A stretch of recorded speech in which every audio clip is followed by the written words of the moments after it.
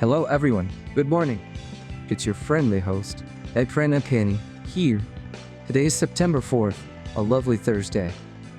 Alright class, let's gather round and check out a super interesting trending article from the archive. Are you ready? Let's dive in. Today's our planet and how we can learn to live with its changing weather. The title is Harnessing IoT and Generative AI for Water Adaptive Learning and Climate Resilience Education. Wow, that's a mouthful, isn't it? Let's break it down.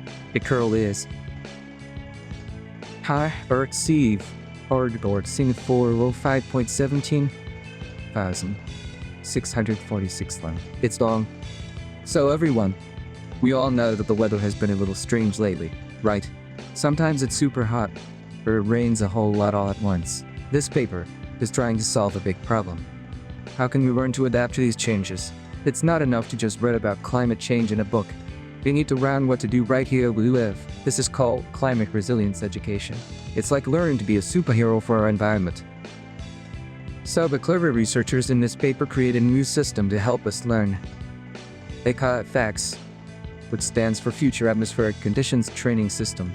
Isn't that a cool name? FACS is like a personal tutor that uses the real weather happening right outside your window to teach you things. How does it work, you ask? Well, it's like magic, but it's actually technology. First, they use tiny little weather stations called IoT sensors. IoT means Internet of Things.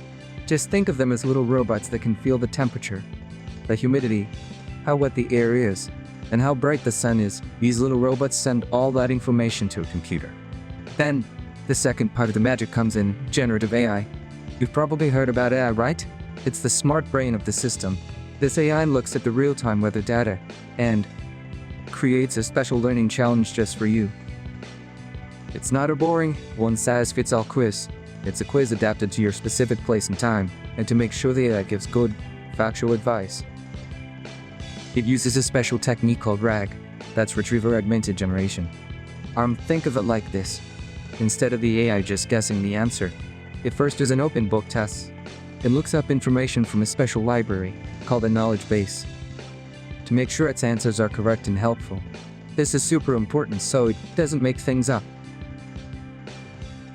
Okay, so let's imagine how we could use this in our daily lives.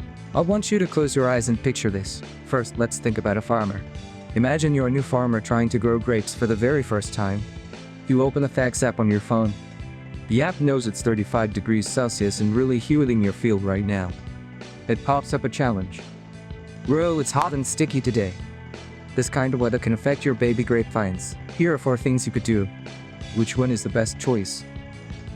Then, after you answer, the AI gives you feedback, explaining why your choice was good or bad, based on knowledge from expert farmers in other hot places. See? We're learning by doing.